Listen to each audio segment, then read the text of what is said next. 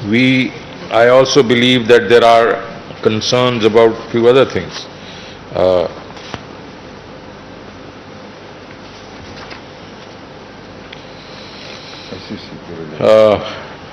Global registration, and I think this is the first time we have done that.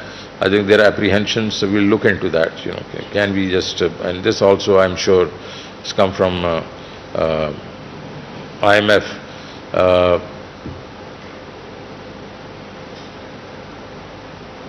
there are certain things about deposit of unpaid dividends and government treasury and etc. etc.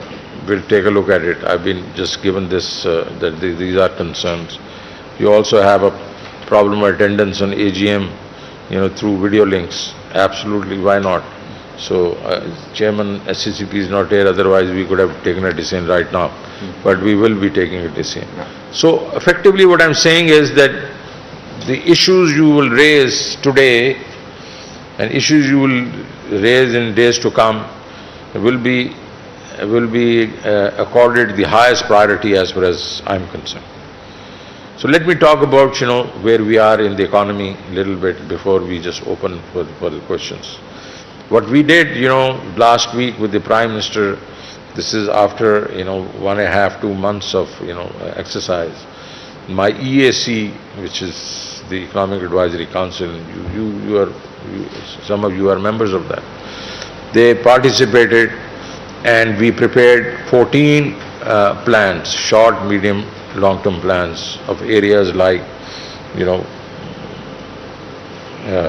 how to improve the revenues of the government, the power sector, the housing, agriculture, industry, exports, CPAC, IT. There are 14 areas. And after 1972, the planning in Pakistan economy was abandoned because we dismantled the the Planning Commission. Now become basically a project approving and implementation, division. And because we did not have, short, medium, long-term plans, we obviously, we had, zigzagging of, policies. So this time around, I just involved the government, which means the minister and their deputy minister or so, plus private sector people, so stakeholders.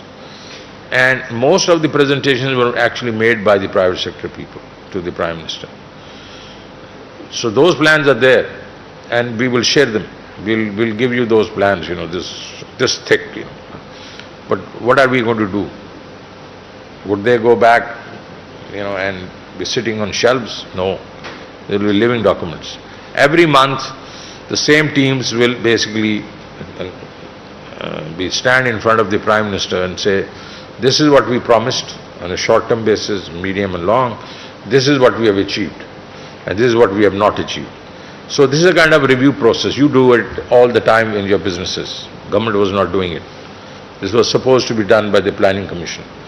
But as Planning Commission had become redundant, so nobody was doing it. So it was a piecemeal thing, by individual ministries. Now this will now come under the finance. I am going to have a cell, which and I think you probably know a lady sitting here, Aisha Aziz, who basically will be working with me in the Ministry of Finance, and she is going to coordinate this, but it will be done professionally. People, who are professional, analysts, will take them from PIDE. This, that PIDE is a government institution run by Nadeemul Haq, and they'll help us to organize these meetings with the Prime Minister for each one of those ministries. So there will be some, there's a method to the madness. And after, God knows how many years, after 1972, okay, that's a good thing. Our revenues are growing well. As I mentioned that, I think in the budget speech and later on, that there are 2 or 3 things which we are doing. One is that we are trying to expand the tax base, what we call broadening. and where we are using technology. Now we got data from various sources, from the electricity bills, telephone bills, deposit data, travel, etc. So we have now, the profile of the customers, unregistered voters also, by name. There are 7.2 million, names with the FBR and 15 million names with Nadra. They are now talking to each other, and through artificial intelligence and comparing it with the behavior with the registered, kind of taxpayers, we have just gone to the unregistered, and we can accuracy of 80 to 90%. We can tell people what your income level is and how much tax you should pay. 80 to 90%. Now, who's going to knock the door? Would the FBR going to knock the door? So what I promised in the budget was the harassment of FBR, and this is not casting any aspersions on people who are sitting over here. But generally, there is a perception that there is harassment over there. That they issue notices and they make life miserable. So there will be universal self-assessment, and there will be third-party audits.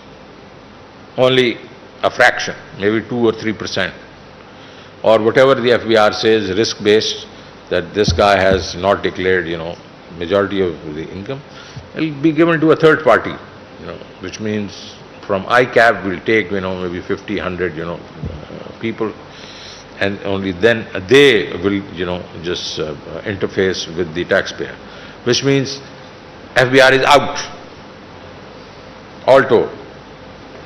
Similar thing for broadening, there will be a knock. A knock is going to be maybe a text message which comes and says, Mr. Tareen, this is what, you by the way are not a taxpayer, registered taxpayer. This is what your income is. This is the tax you have to pay. Please deposit the tax. It will be in your interest you deposit the tax. Maybe another reminder. And 2, 3 reminders if the guy does not pay. Maybe there's another third party person can call and say, you don't do it. And then I have law. The law is I'm going to arrest them. If they believe they're too smart, and if we have basically done all these things to reduce harassment and they're still not paying, we have evidence, then we'll basically pick up few people. So that's, I am very clear that, this, and when I met the German, economic minister, several years ago, and she said, in our country, what we say, there's no representation without taxation.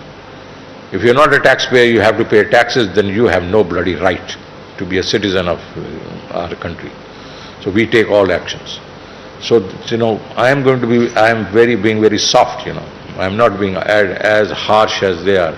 But it's about time that people who are not paying taxes, they start paying taxes, because people like you and me, we suffer because we pay taxes and, the country actually doesn't progress. So no harassment, but a very polite way of reaching those, that's one, that's broadening. On the retail side, 18 trillion rupees of, retail sales, we capture only 3.5 trillion. And we only collect 150 billion from the retailers. Okay. So this has to change.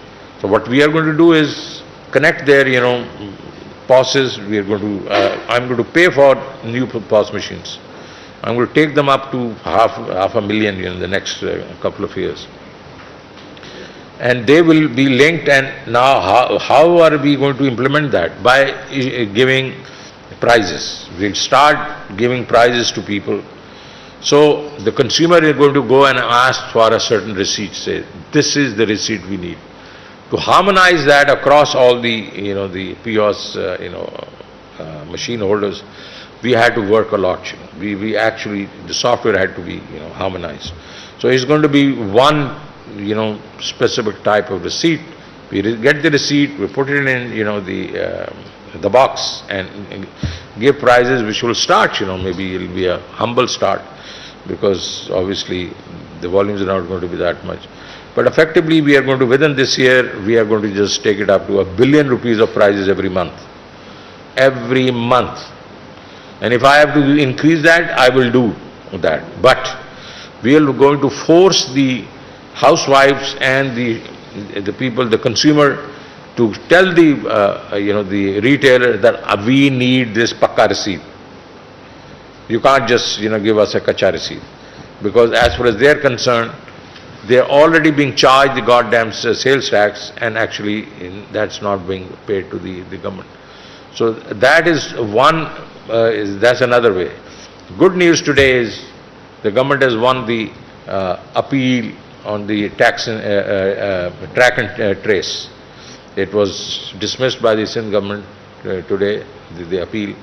So we are going to implement that, and on some industries where we believe there's a lot of theft, that again will help you, because most of your companies, whether tobacco and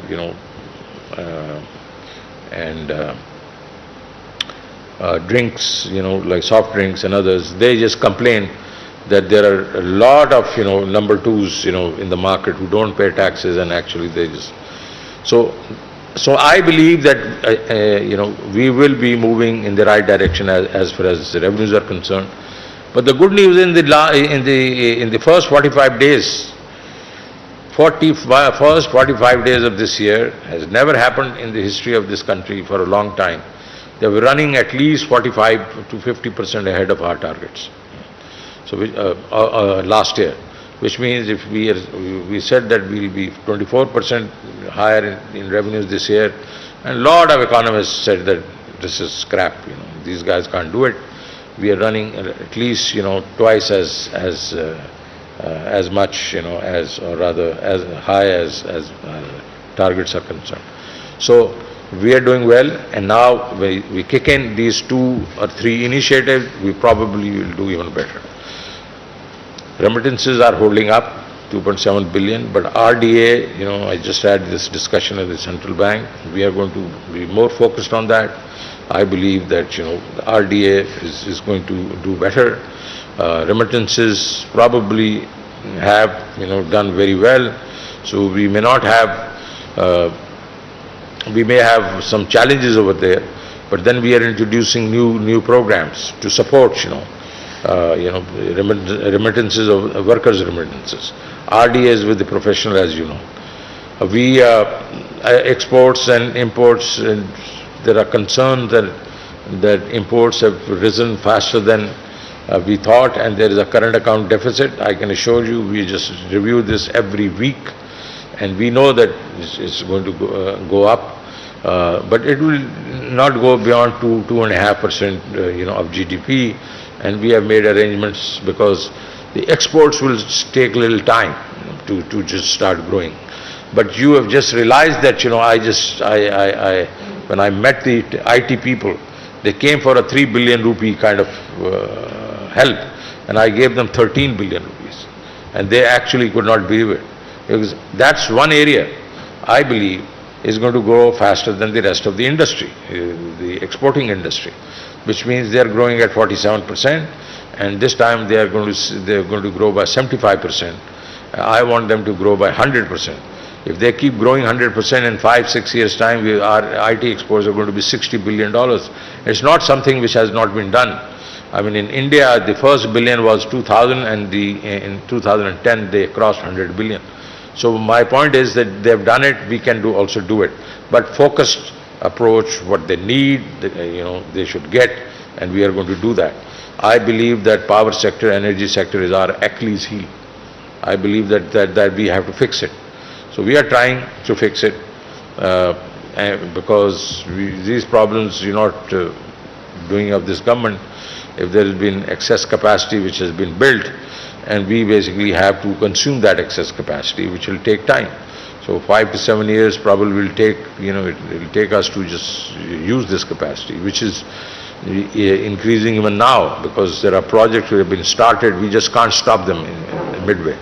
So there will be a time lag on that, and there will be some strain on us. So all we have to do is 5 to 7 years we have to get some reprieve. How do we do that? We just got in the IPPs 850 billion rupees. We have to do it with the others. And also, We have to start thinking,